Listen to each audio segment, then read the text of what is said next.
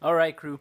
So I told you that we were going to have a pretty unique show today, and we're going to be doing arts and craft stuff. If you guys are like me, of course, a lot of you are like me, a lot of spray painters out there, you have a lot of empty cans that you don't know what to do with, right? So check this out.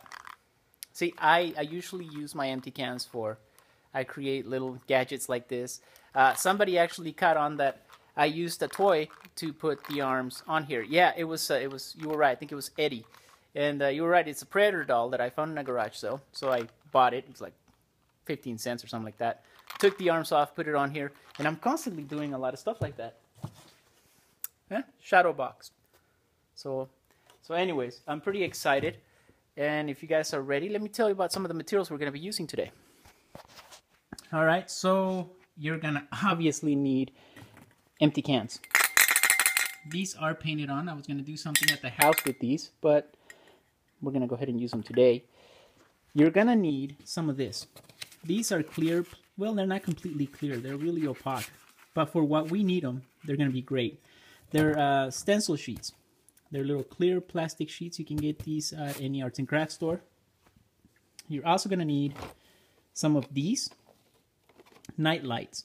I think I got this for about $5. So it was really cheap, and I thought, well, why not? We can play around with that.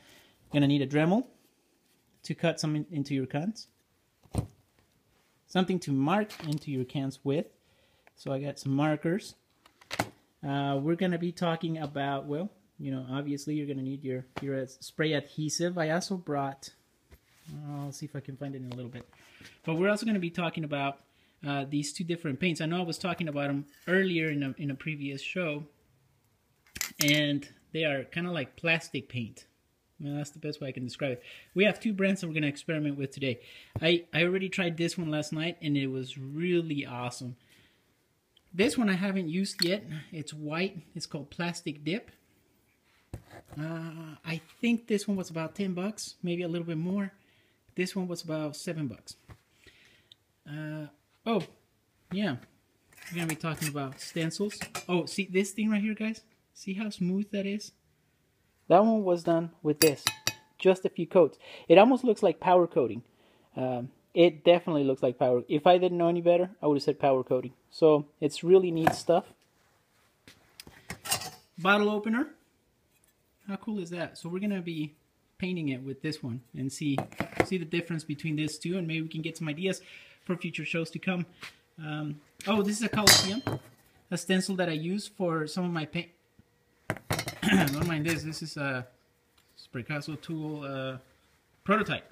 So anyways, this is a Coliseum. So we'll definitely play around with this one too a little bit. If you guys want to know more about my metal stencils, I'll post a link right below, and I'll tell you where I get them at. They're really cheap, and look, guys, metal. You don't have to worry about them flying off, nor do you have to worry about them tearing. So they're really awesome. What else are you going to need? Oh, some spray adhesive. If you have a, well, you can also use a caulk gun, a hot glue gun,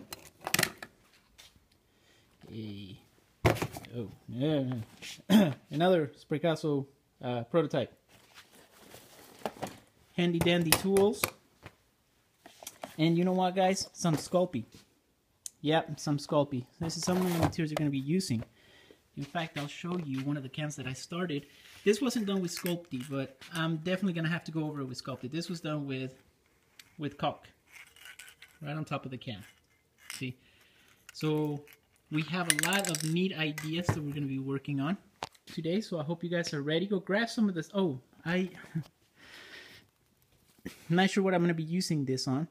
But this is glow-in-the-dark spray paint. So that's the materials that I have to work with today, guys. And let me zoom out a little bit so you guys can take a better look.